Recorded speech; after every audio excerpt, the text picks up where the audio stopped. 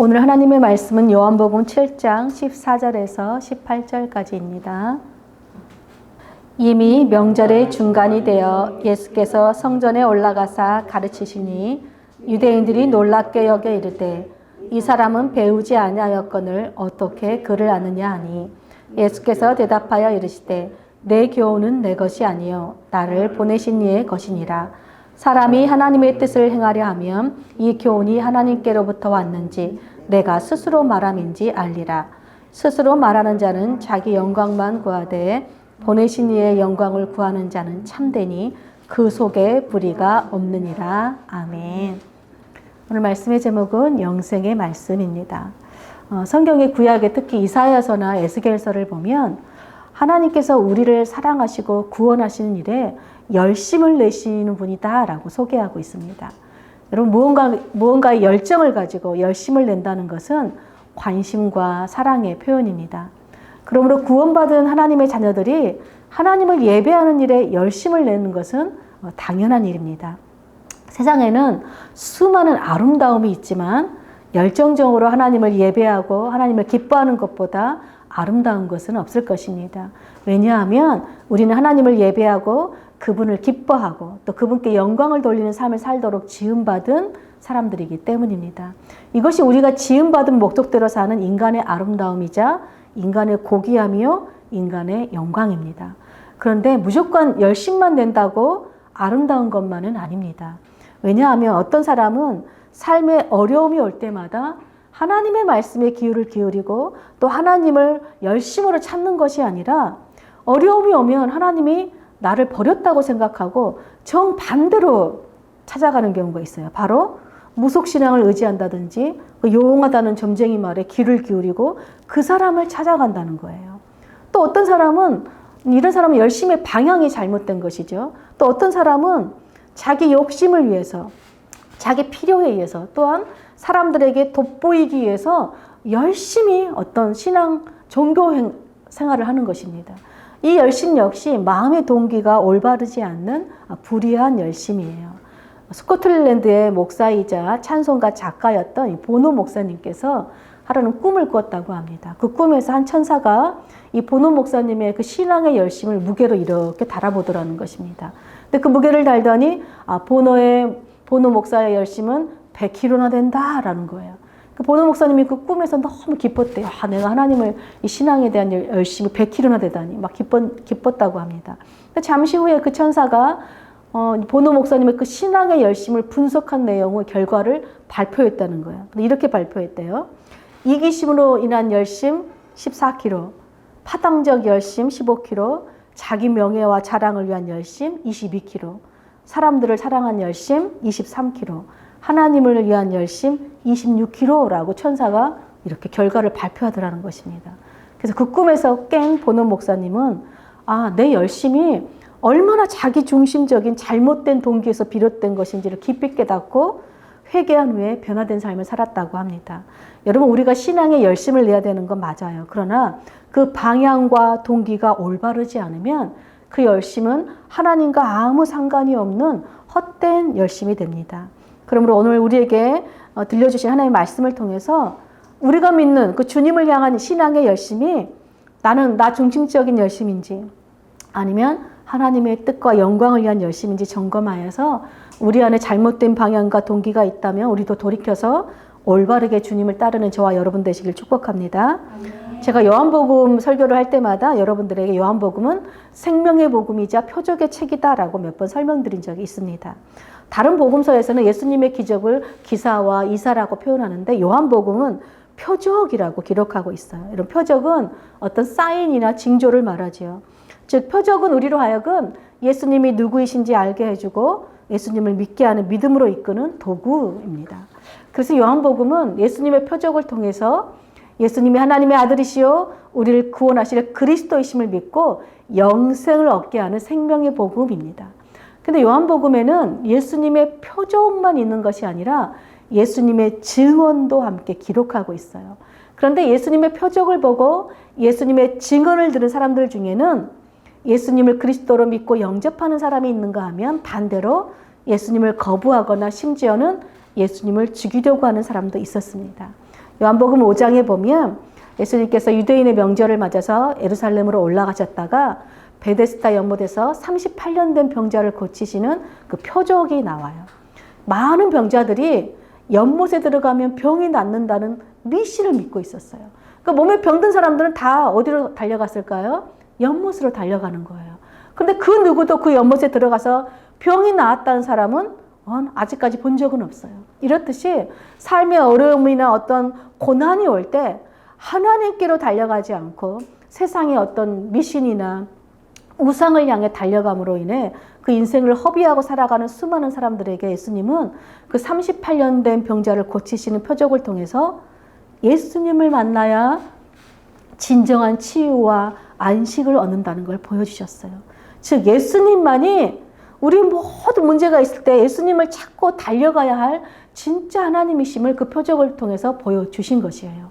그런데 율법의 열심이었던 유대인들은 안식일에 예수님께서 그 38년 된 병자를 낫는 것을 보고 안식일에 병이 낫는 것, 안식일에 병을 고치는 것은 모두 율법을 어기는 옳지 않은 일이다 라며 예수님을 박해합니다.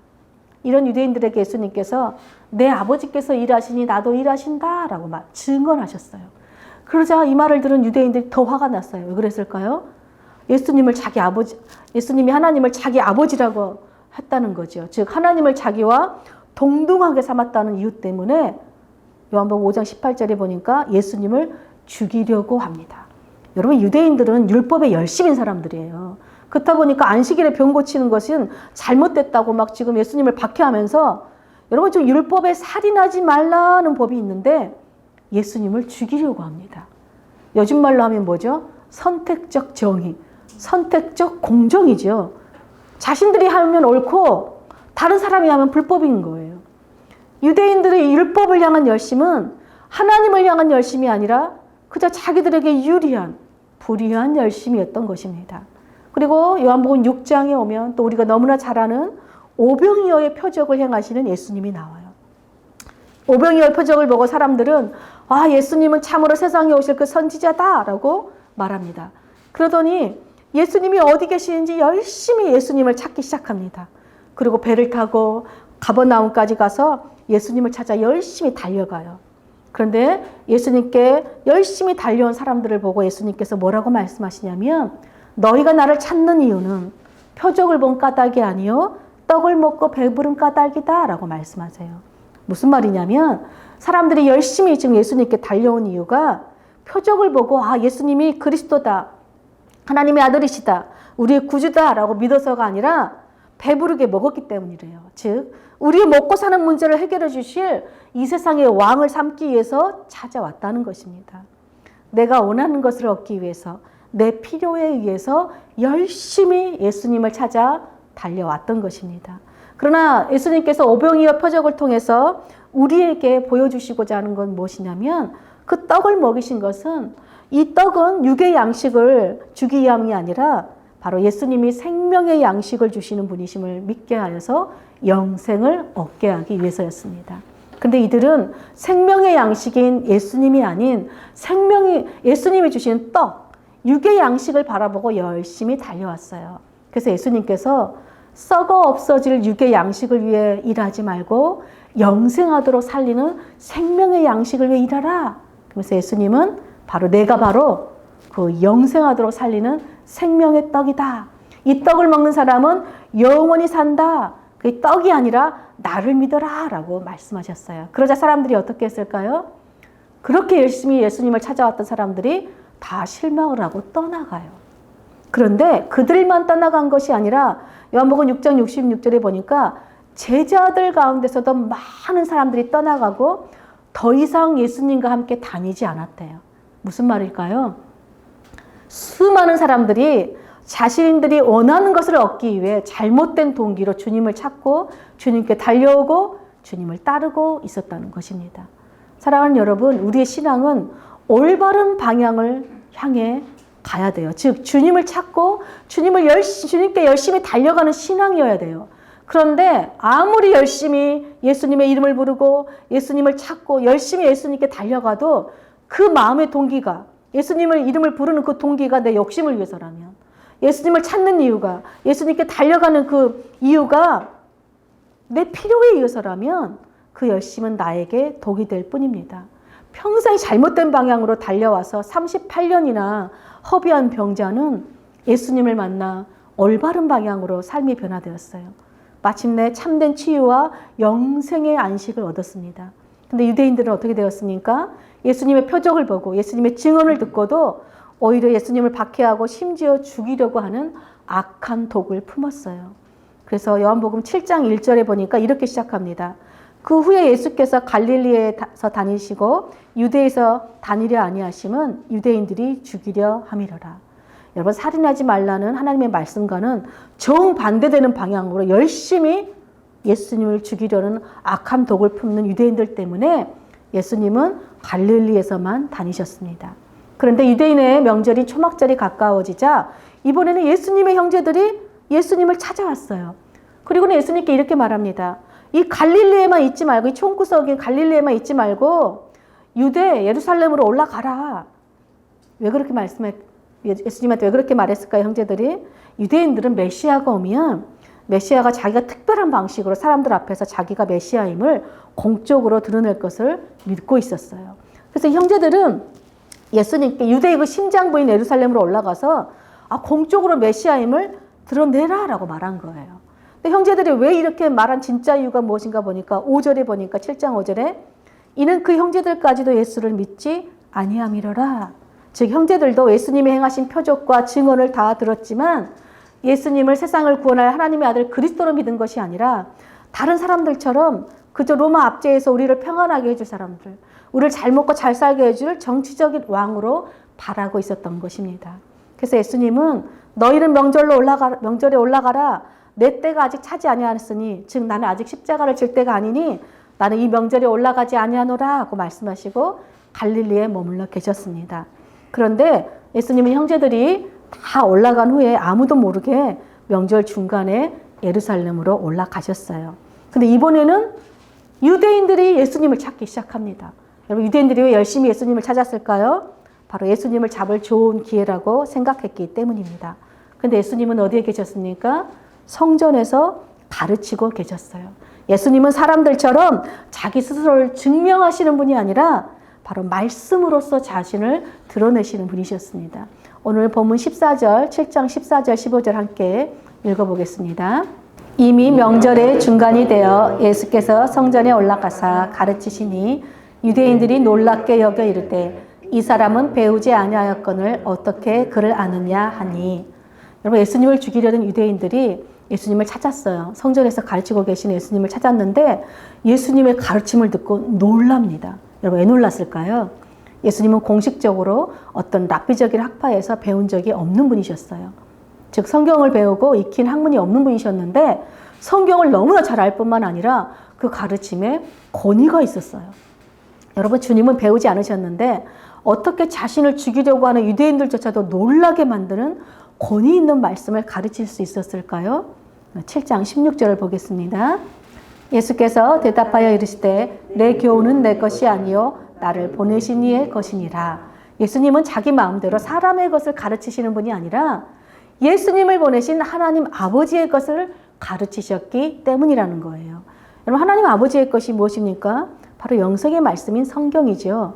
여러분, 똑같은 성경을 가지고 어떤 사람은 사람들을 놀라게 하고 그 사람을 변화시키고 그 사람을 살리는 영생의 말씀을 가르치는데 그분이 바로 주님이셨죠. 근데 왜 다른 사람은 똑같은 성경을 가지고 사람을 살리지 못하고 변화시킬 만한 놀랄 만한 가르침이 되지 않았을까요? 여러분, 그 차이가 무엇일까요?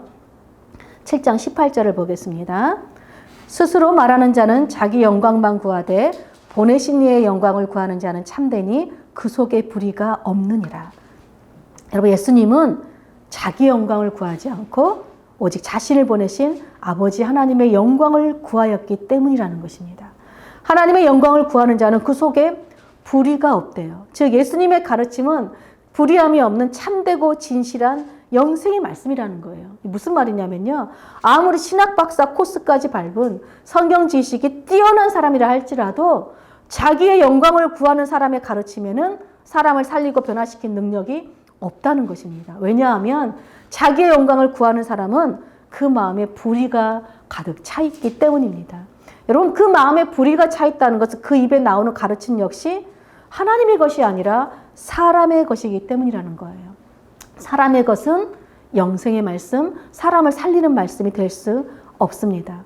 그런데 하나님의 영광을 구하는 예수님의 가르침에 유대인들이 분명히 놀랐어요.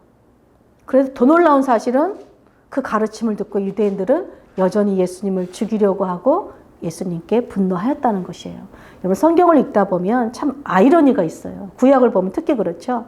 여러분, 구약의 하나님의 선지자들은 어떤 사람들이었어요? 하나님의 말씀을 올바르고 진실되게 선포했지요. 너희가 죄에서 돌이켜라, 하나님의 뜻을 따르라 하고 항상 진실을 선포했어요. 그때마다 선지자들에게 돌아온 건 무엇이었죠? 늘 박해와 유혹을 당할 뿐이었어요.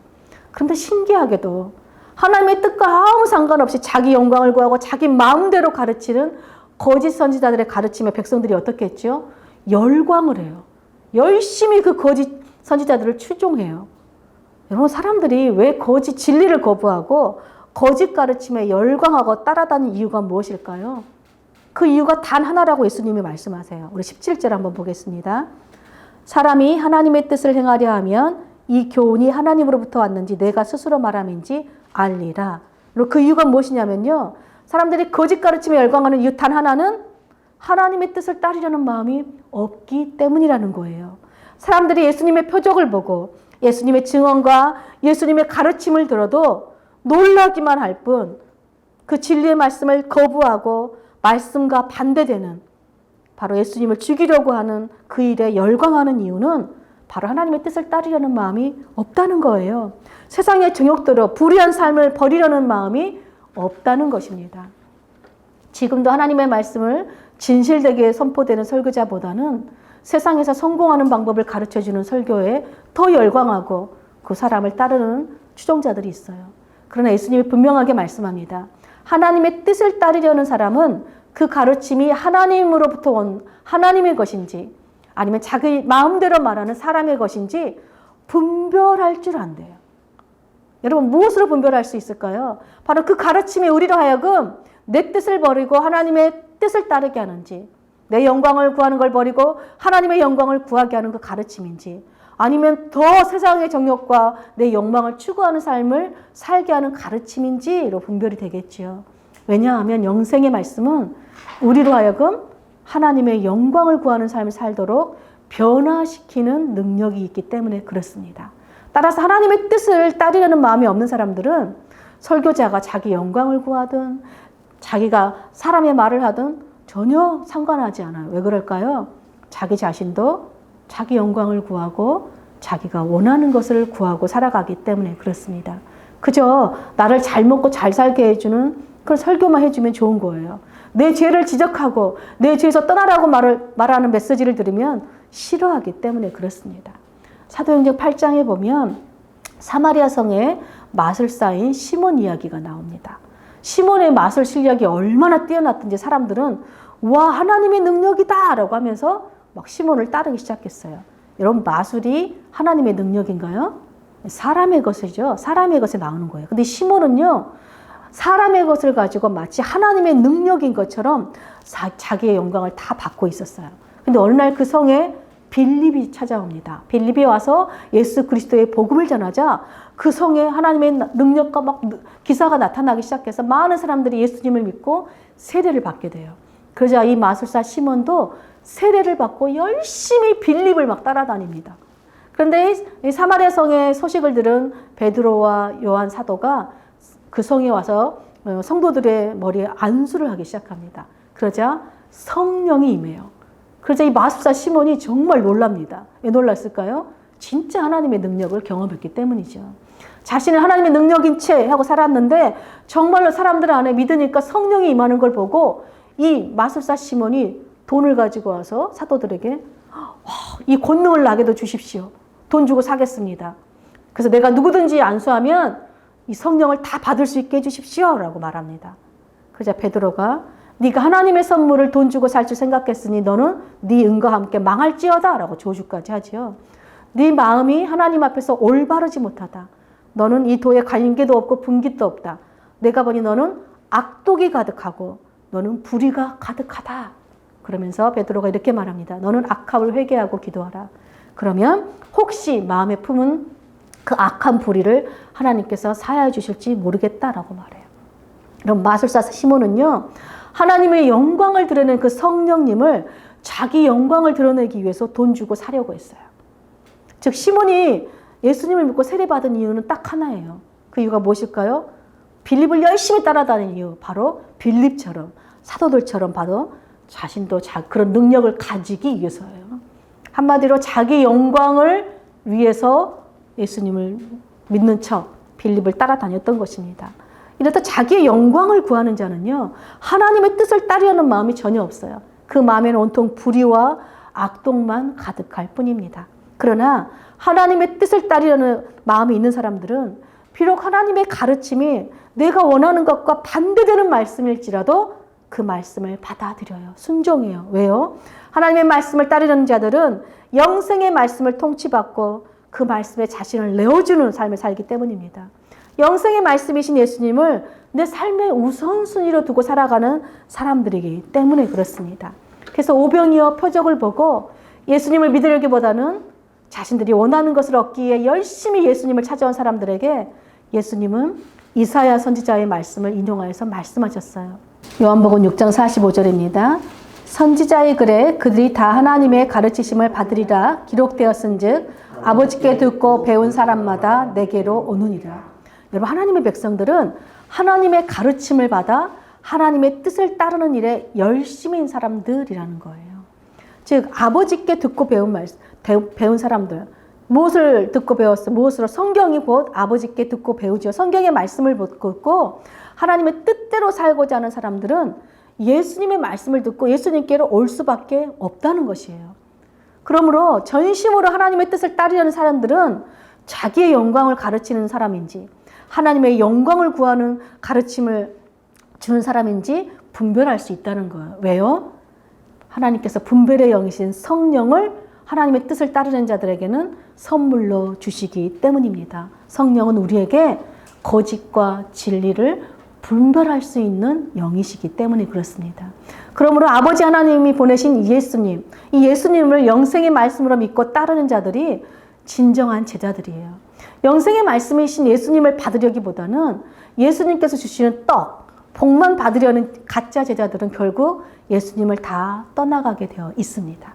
예수님이 자신을 떠나가는 제자들을 향해 보면서 남아있는 12제자들에게 묻습니다.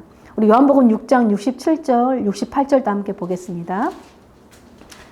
예수께서 12제자에게 이르시되 너희도 가려느냐? 시몬 베드로가 대답하되 주여 영생의 말씀이 주께 있사오니 우리가 누구에게로 가오리이까?